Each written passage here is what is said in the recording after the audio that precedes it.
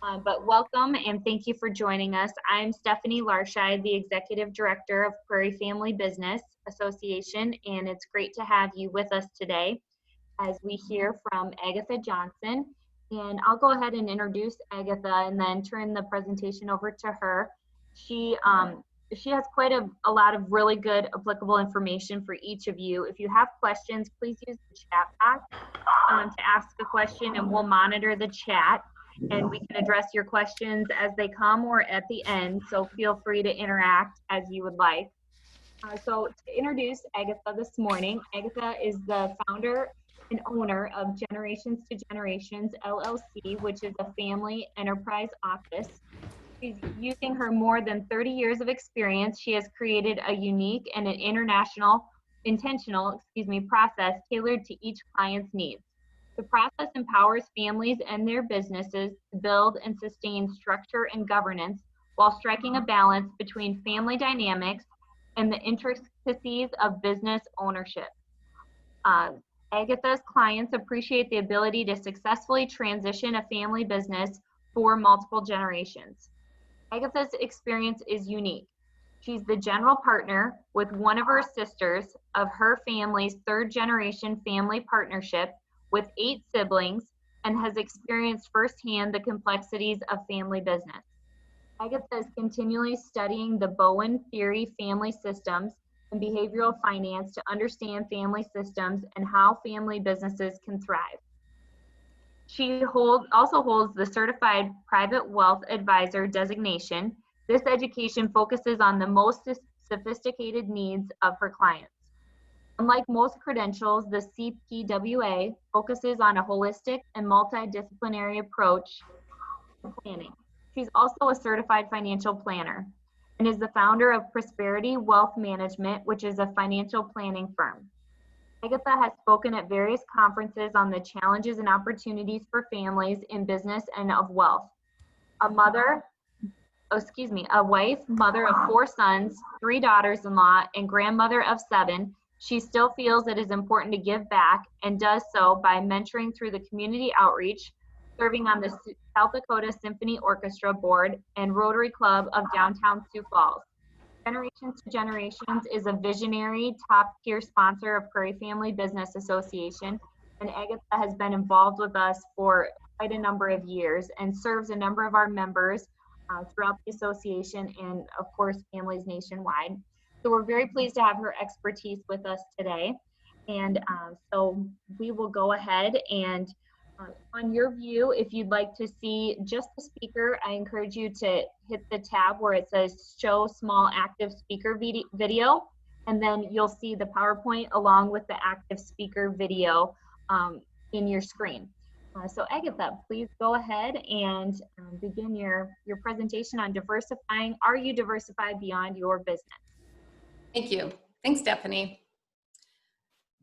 If you go to the next slide, the one important thing that we want to bring today is how do you diversify your wealth? And sometimes the first thing people will go to is the financial side of it.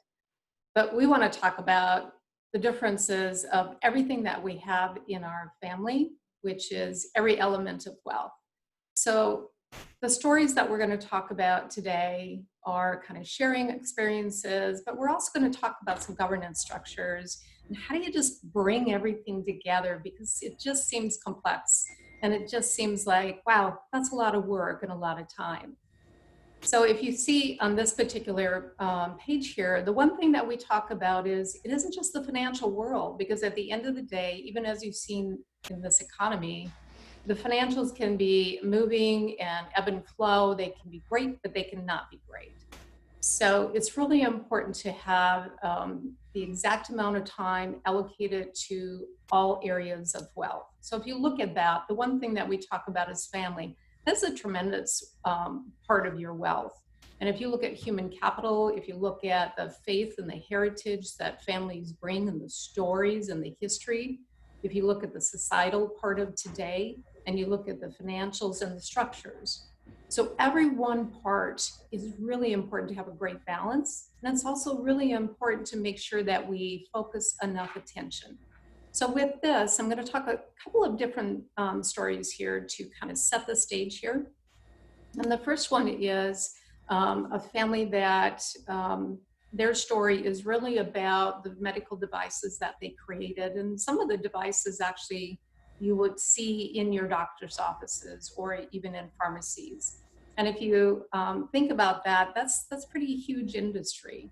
As they grew and they got successful, they had some meetings with their family, but not a lot. Some family members worked in the business, some had their own professions, but they all shared capital in this. And as time went along, the one decision they had to make was, do we continue?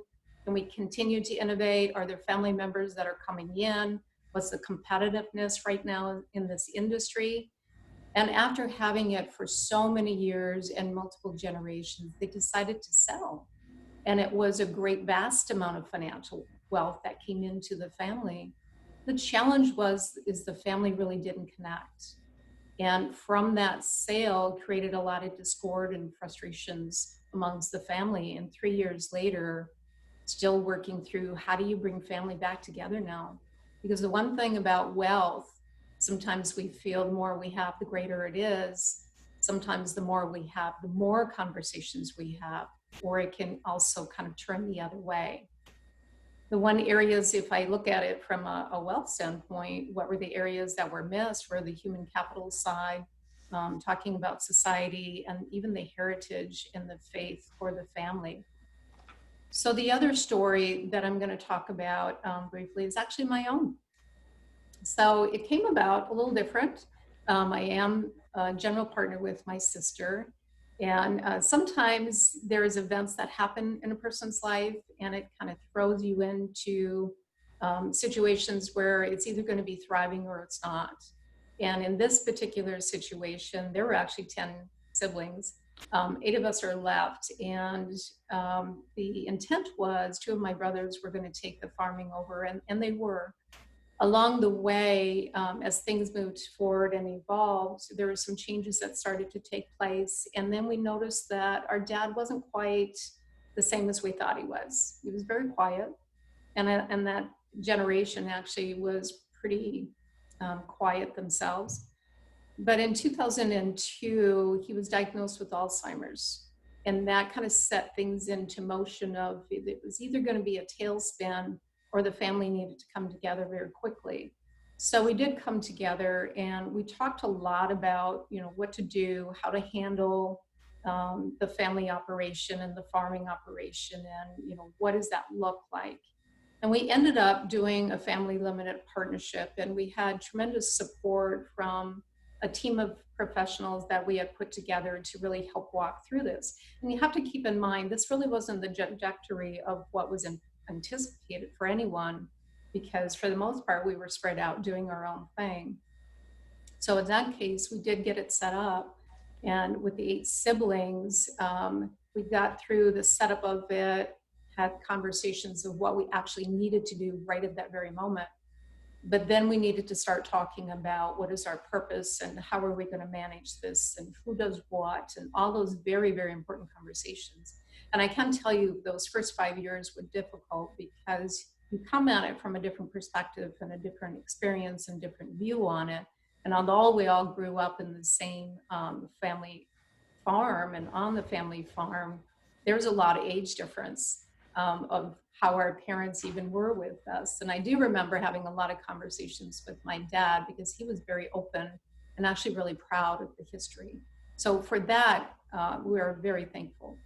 But I think as we go along today, it's going to be really important to understand that it can be a life event. It can be anything that kind of triggers moments in time. It could be a virus as we have today and triggering economic challenges. The one thing that's so critical is to really come together. So if I fast forward where we are today, those 18 years was evolving for the family. It was actually really great for the family, although challenging all along the way, because what it did was extend down into multiple generations. Because where we are today, the 4th generation is now starting to take over the operations and actually has, and we as passive investors are just having the land.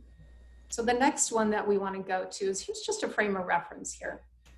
When I talk about the 6 elements of wealth, these are actually the 6 elements of wealth that we walk clients through. And I think this part is really important because we look at the structures and you can see that the governance side of this is really important. And it could be how you own your company, what your trusts are, all of those pieces that really help steward things along the way, as well as the financials are a great resource to fulfill whatever the family goals are. But as you come along the ladder here, and you're going to see from the heritage and faith capital, that's really kind of defining and keeping in touch with the values of the family and what those things that are really important, and creating that congruences between family wealth and inner values. And if you look at the societal side, that's involving one's wealth with a sense of respect in the communities, even, and compassion and connection to the suffering or concerns of others. We've heard a lot about that in society today, even. If you think about human capital, we really believe that there's a deep investment for the human capital side of it, and really creating the skills and the motivation that enables people to use their talents very productively and wisely. And the family capital side of it is just really making sure that everybody is staying connected, because that's very important. As we continue on and start to look at some of the framework and the governance side of it, the family governance system enables a family to really share their knowledge and values to their family, and provides a roadmap the family can follow for generations, rather than leaving the family to really struggle along without any stewardship or guidance.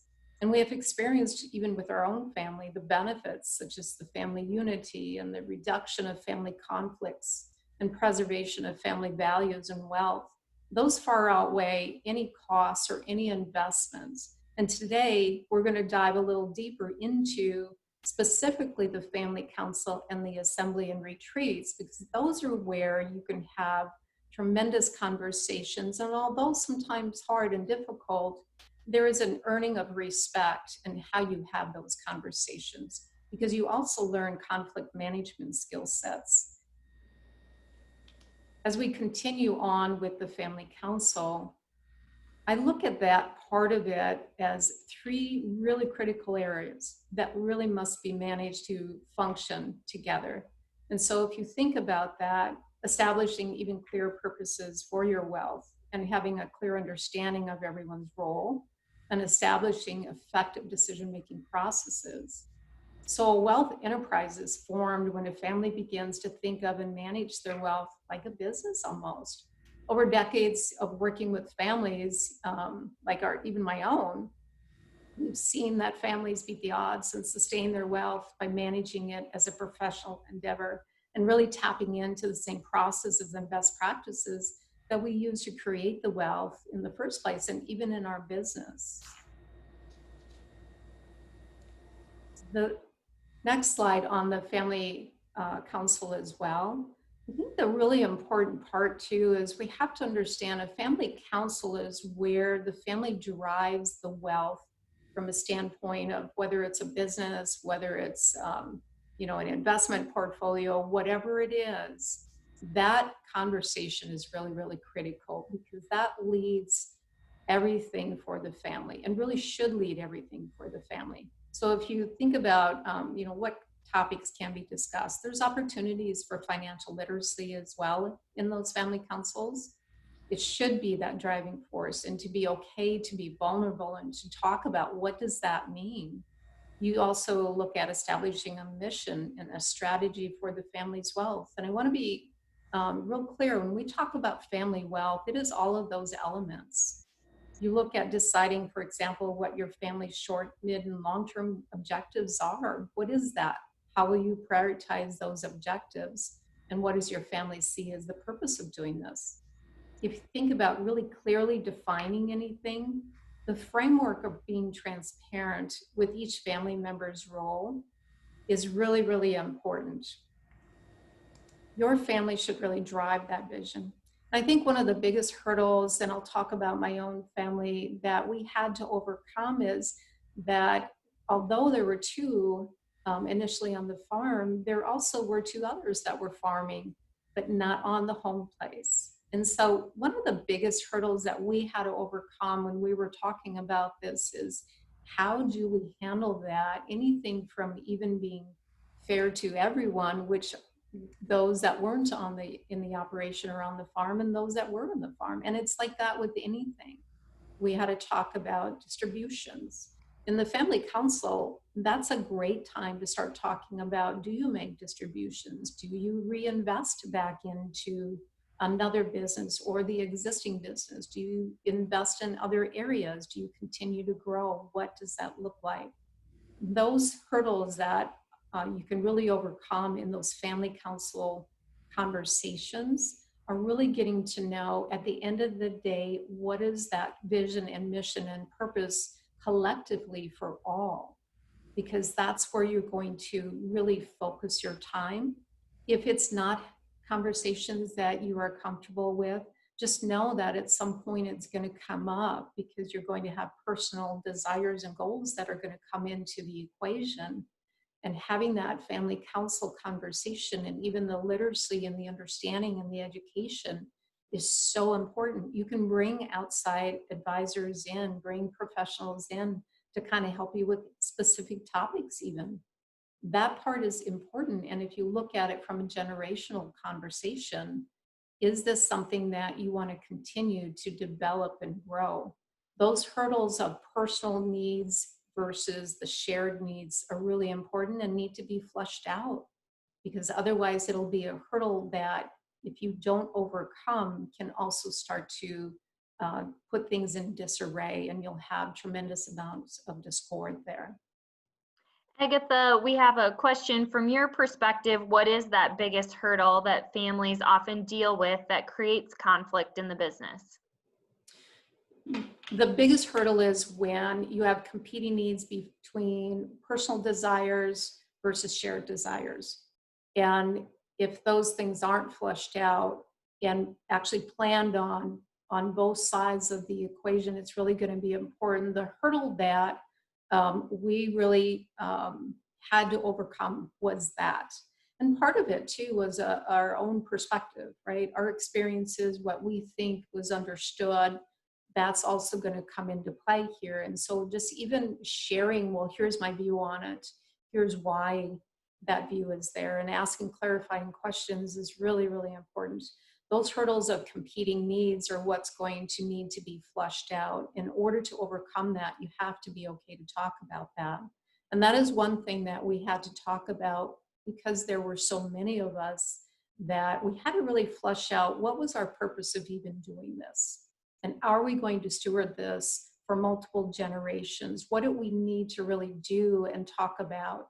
Because sometimes you can just say, especially in our case, you can say, well, it doesn't matter, let's just sell it and go on. At the end of the day, that was not our parents' goal. And that was not the legacy they wanted. That was more so to be in the generation.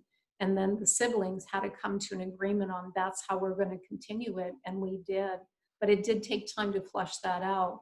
Those hurdles have to be overcome, and they really need to be talked about. But those competing needs is where you're going to get into some challenges. On the family council, if you think about that, here's some sample topic conversations. So even as I laid out there, setting annual personal development goals, that's really important, right? Because if you're going to come into something and you have shared capital, or you're maybe not actually in the thick of it or anything like that, or you are, what are some of those personal development goals that are really important? Because you want to grow together. You want to grow in knowledge. You want to grow in your value systems. You want to grow in all of those. So even just setting some of those. Practice the accountability and the commitment management side of it. We do set everything out 1 year in advance, primarily because that says that we are going to hold everyone accountable of what we need to do. From a strategic planning standpoint, you have your long-term one, but that 1 year where it's going to hold everyone accountable in what they need to do. Even the family values, use those as guideposts, right? Those are really, really critical, and understand your personality and how that impacts. That's a big one. All of these pieces are really critical inside that family council. And how do you have that to bring that family together? That is the sole purpose. So there is that one guiding post here that's going to take your wealth, whether it's in your business, out your business, beyond, you're adding to it, whatever that is. The family council is where to flush a lot of those things out. Otherwise, it's going to get gray areas and come into the business, which really becomes emotional because you have enough stressors running the company or whatever that is. The From the material. family, Agatha, from the family council standpoint, there are some of our families within Prairie Family Business who it may just be themselves and a spouse, or themselves and a child, or themselves and a parent. Can you talk about how those people are the family council, whether it's a large family or small? Correct. It really doesn't matter the number, because you're going to see as we go along here, family council's sole purpose is to really set some governing structures, and it sets the stage of what rights and responsibilities. It's going to come in and say, well, how do we use family talent? They really are kind of your advisory board for the family as a whole. So if there's only 1, 2, or 3, starting to set that parameter and really have that as a venue to talk through family needs and what that looks like for your wealth, you're going to have that foundation when there starts to be another generation that's knocking on the door to say, is there an opportunity? It's a great way actually to serve as a purpose of teaching that next generation of the opportunities of coming in and asking their thoughts on what they think this might look like down the road. It's just a nice way. So the sooner you set that, the better, regardless of how many there are, because you're going to get used to the types of conversations to have. This is my family, my now family of my own children and my grandchildren. And as we continue to expand, having my conversations with them from what our family partnership is all about is really important. And we invite them in every year as well, because it's just a social setting. It's a retreat actually for our own. So if I think about that family talent, and if I think about even non-family talent or even my in-laws, right? My daughter-in-laws in this case, they all have something to bring to the table. And when you're talking about different things, you want to really explore what that talent looks like. In this conversation, to the right is actually my family tree. This is something that my family and my dad continued, and they usually got together historically. This goes well into the 1700s, 1800s of how far back it goes. And the history is extremely rich. So we also talk about that as well. So that historical part there, that heritage and faith, is brought into the conversations because that is vastly rich. So if I look at that, the empathy and the understanding of, why someone even want to take the time to do this, a family council plays a very large role in the success of all areas of wealth, and having those conversations with your immediate family and your extended family as well is really, really important. If I think about family retreats, whether they're private or facilitated, there's 2 different ways. You can do that by just a family retreat that is private. You can have your own family retreat. You can bring in education. That's one avenue to do that.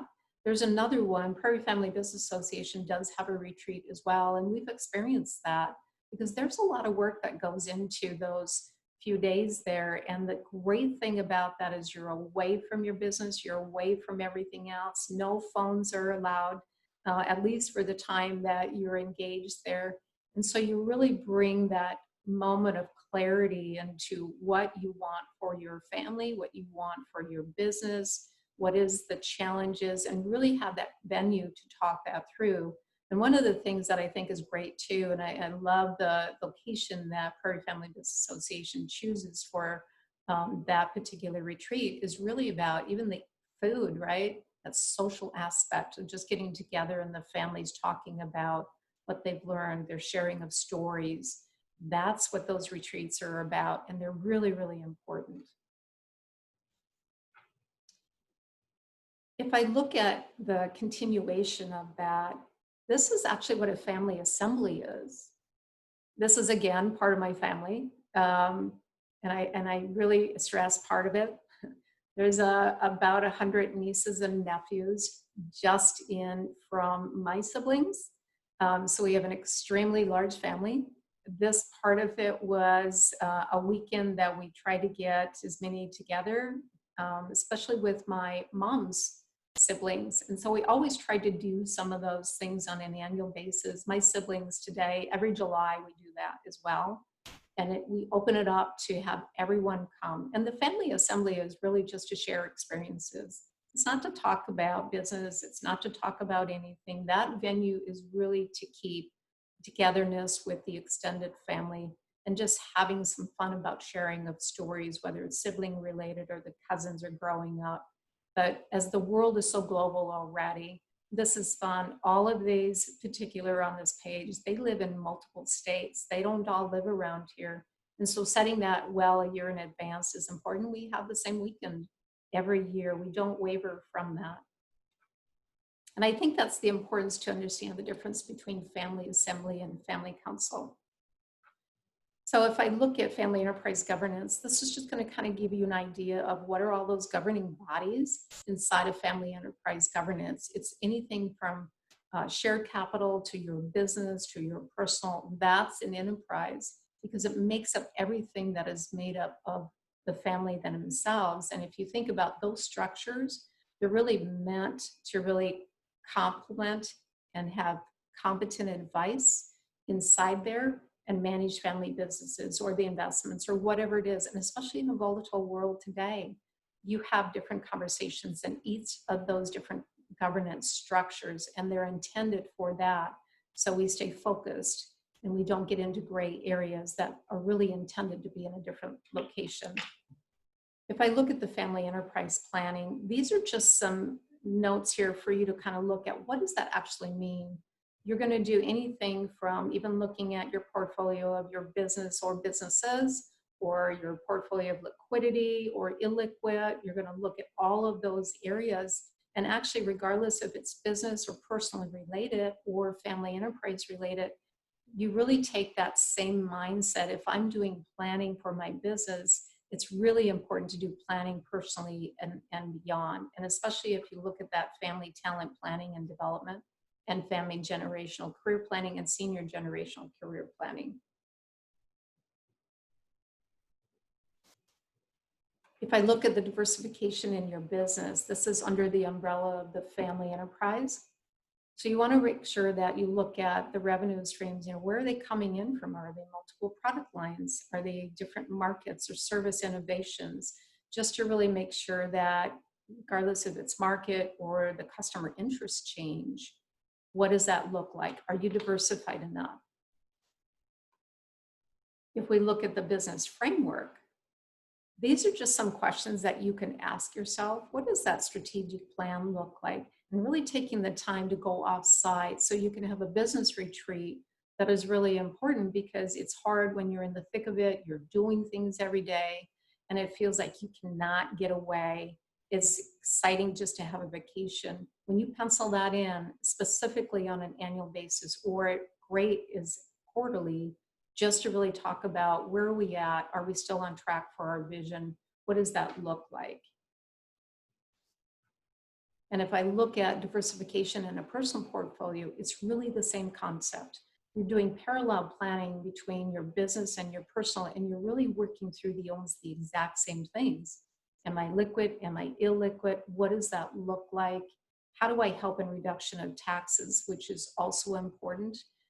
Because we look at things even from a philanthropic standpoint. What does that do to your tax burden?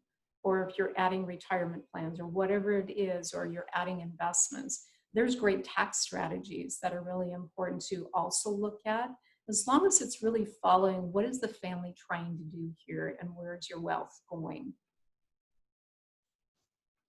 If we look at the personal framework, they're almost the same questions, right? Even does your estate plan align with your business and family plan? The family plan is important. What's your economic security and how diversified are you away from the business, or have you diversified? If you haven't, what are some ways to begin to do that? And is your family aware of your desires and your plan? That is important because a lot of times people don't talk about that. The more you talk about it, the more all of your family is going to understand and honor your wishes, because it's the discord that comes in when conversations aren't had. If you look at the purpose of diversification, it is about risk management or your family's enterprise portfolio. That's everything. It creates the flexibility and helps that entrepreneurial spirit and innovation continue to move. It looks at the minimization of, your overall portfolio, whether it's your business, your personal, your family shared capital. What is the bucket for every one of those? And can really help reduce volatility, especially in today's world. And it opens up the opportunity for generations. Now is a great time to start looking, what are the opportunities that I can extend beyond where I'm at? Because many times we kind of get fearful, right? And we're going to hunker down and we're not changing direction because we got to get through this. If you flip that to a positive mindset and you really go, wow, are there additional opportunities? What's the next gen thinking? What do we need to think? That's the purpose of diversification. Great time to have those conversations now. So how do you balance that, right?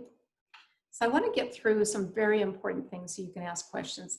This slide on diversified wealth portfolio is just a real small slide that kind of says, all right, we've got ABC Business Core. That's kind of where we started. We're looking at the next gen is in there. It could be the third generation that's in there, whatever generation is. That planning has to continue and always evolving with the life cycle of the business, the life cycle of a person. So if you look at that, this is a very small and also a great foundation of looking at what have you done on your personal side, which is anything from your tax sheltered investments, your portfolios, maybe some private placements or real estate. If you look at the right side of it, it's really about shared capital in the family. You could have some buildings that are part of the running the operations. It could be additional services or additional businesses that you start. But having that well-rounded portfolio, especially when you're looking to exit, you want to be prepared both body, mind, and soul and financially to really exit out and give the opportunity for that next generation to be able to come in.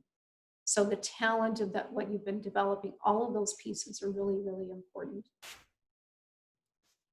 I'm going to share some examples of some family businesses. These are national.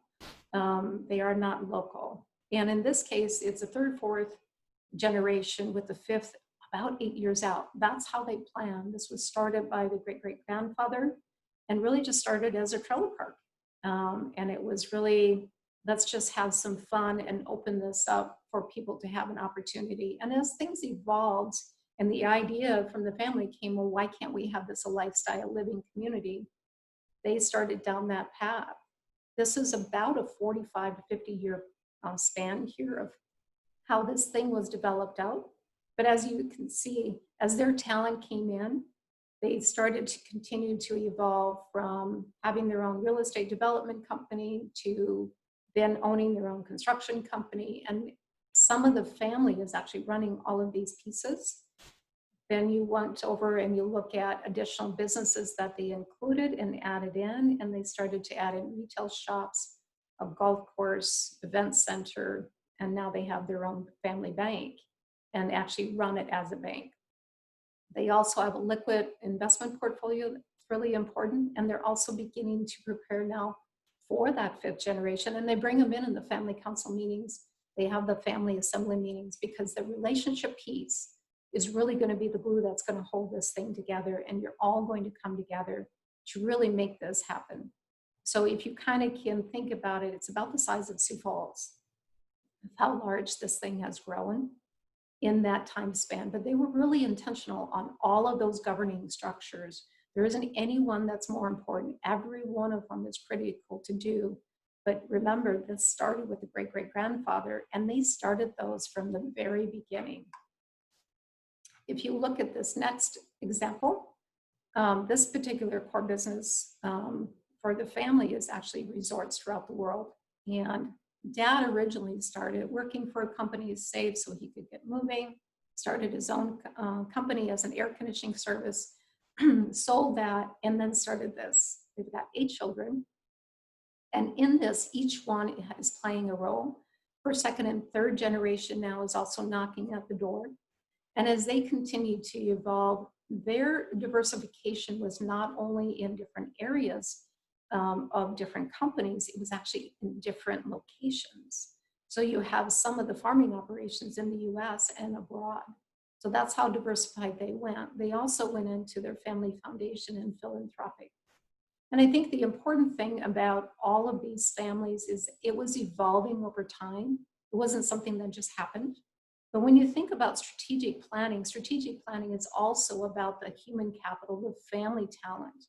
Think about the society. What is it that is your purpose and mission of why you're staying where you are? Those pieces are extremely important.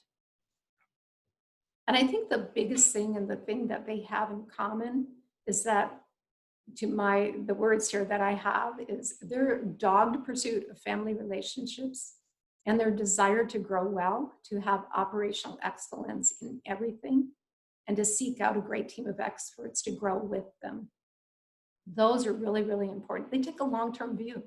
We have short-term circumstances, which is really what they are, but the long-term view is going to keep you on the track. And if you think about the track that's in by these trees, sometimes it feels like we're going and we have no idea what's coming, right? Those conversations are going to be helpful when we don't know what's coming, as we are experiencing this year, to stay grounded, stay stable, continue to have those conversations, and continue to have a shared focus and a vision and a mission out there. But those conversations are going to be the glue for your stability in all of your wealth. I think right now, if I look at the last part of this, sometimes if you have just a very quick question, we'd be happy to answer that. Because if you look at the stability of everything, sometimes there's a hurdle that a person doesn't know how to start. So if you want to have a conversation, we do that periodically, and you can just call Summer on that. But I can't emphasize enough of the importance of really making sure that the governance structures that we went through today, those are extremely important. And today, our family is much better off. We know a lot about what's going on within the community, and we do have those meetings set out there, but they're specifically for specific reasons. So with that, thank you, and I'm going to turn it back over.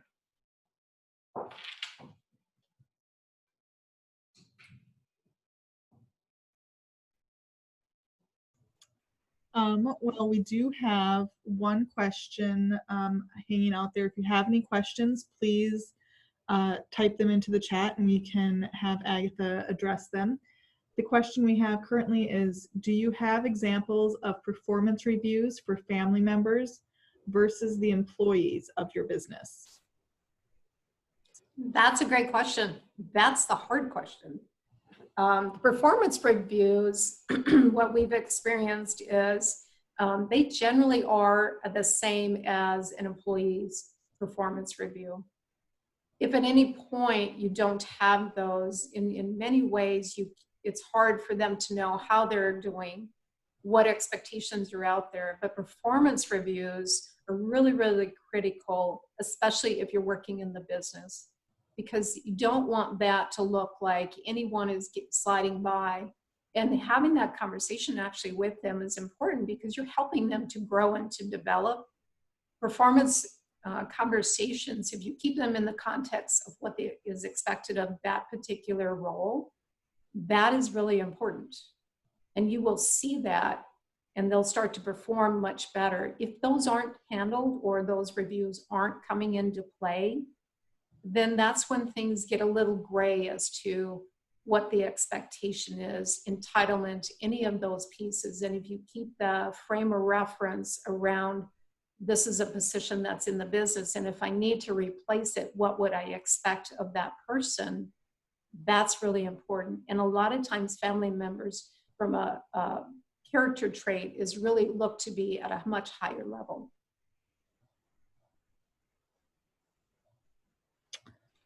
Another question we have come in, how do things change in family business when people get married and spouses get involved as well? Great question.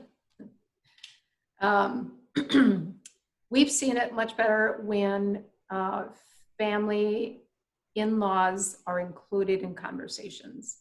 The reason that is important is there's great influence, and it's going to be there regardless if you have that conversation or not, or you're including them or not. Family talent is family talent, and if you identify family as including in-laws and grandchildren and all of those pieces, adopted, everything, that means that family is very important. And it also means that they are valued. If there's a disconnect there, that will also bring into play a lot of challenges. When we did our own family businesses, we really looked at our sibling spouses, and we determined at the end of the day, they are family, and we want to make sure that they're protected as well and they're taken care of as well. So we were in inclusive family conversations, and that helped. So it wasn't when you come to a family assembly that there wasn't someone wondering what's going on, or conversations that are later had at home. There's information that is not connecting with them or not being shared, or assumptions come into play. So that's really important to include in-laws. It's to the extent of what you want to include them. So if you think about family assembly versus family council versus family talent, if you're going to include them, just know that opening up and really getting to know what their culture is, because they're going to bring a culture to the table. They grew up differently. You want to share that. Stories, even from family in-laws, are really, really important. Another question here, as family businesses get bigger, do owners that are doers have a hard time stepping out of that doer role to start focusing on the higher level planning for the business? Yes, and yes.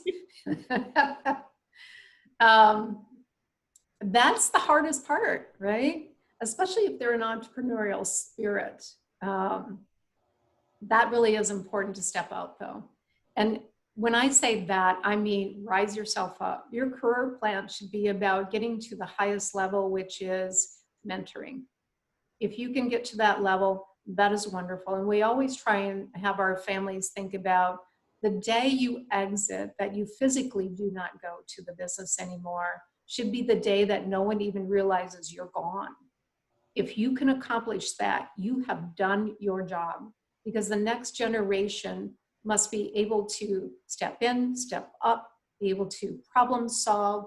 And the way they're going to do that is, one, by allowing them to begin to be the doers, and the senior generation to be the mentor, and not necessarily giving questions or answers, but maybe asking questions. And that can be done in your family council. So you're really kind of moving up the ladder is how we look at it.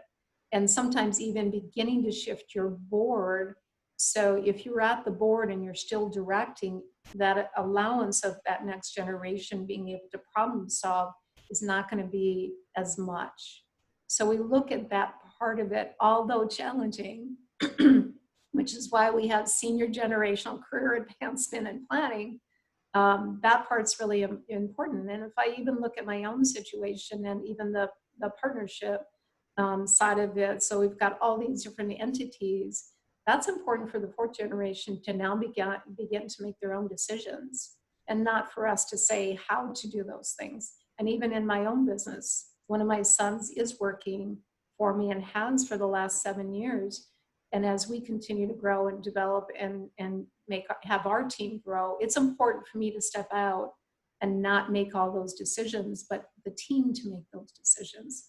Because the greatest gift you can give is for your business to run, or anything run beyond you, and not be disruptive.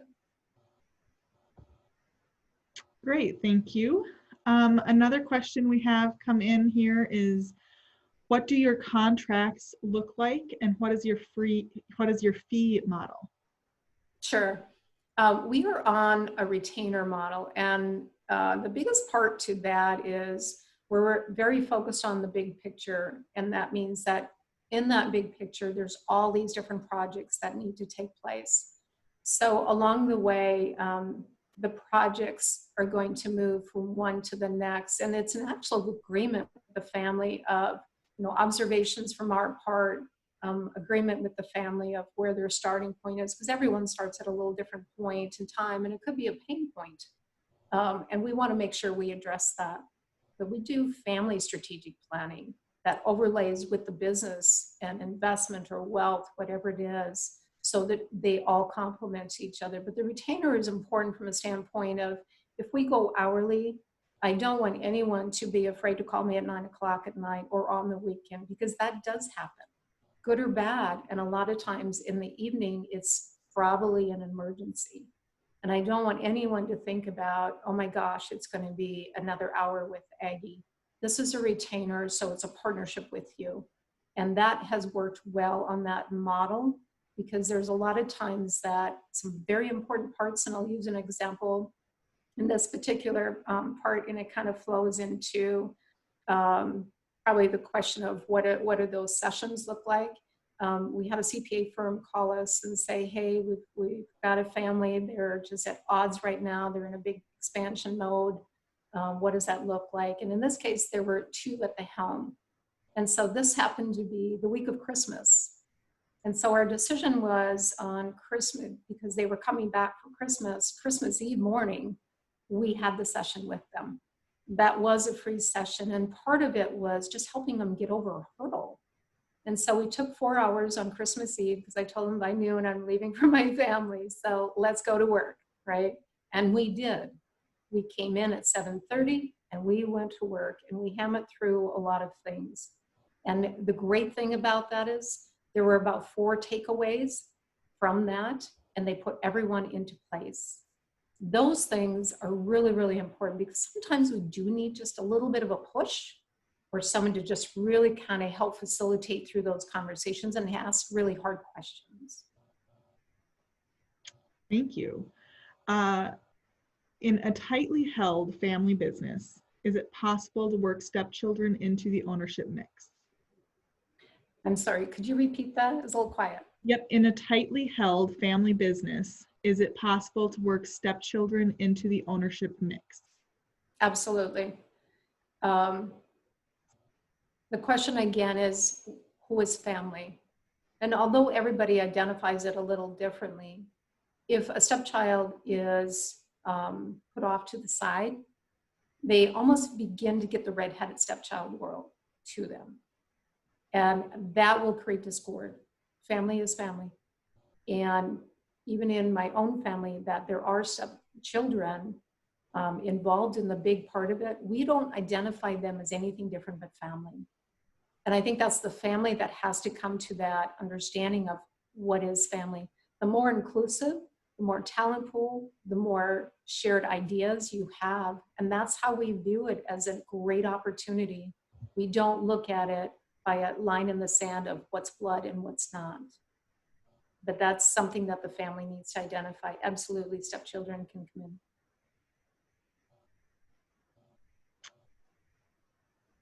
That is all we have for questions at the moment. Stephanie, anything you have to add here? This is great. Thank you very much, Agatha. Some really thought-provoking information for our families to take away and to dive into. And what we ask you all to do is to take this information and take one step of action from it, whatever that means for your family and your business. But do something. And especially in the next 30 days, we're looking at the 4th of July and a lot of family time coming up. So there's something to do before or after that family time that can really be of benefit and impact your family business and future generations. And if we at Prairie Family Business can be of help with that, please let us know. And the same with Agatha. We'll share her contact information after the presentation along with these slides. Thank you for your time. We really appreciate it. Thank you for being with us. And we hope everyone has a wonderful day. Thanks, Stephanie. Thank you.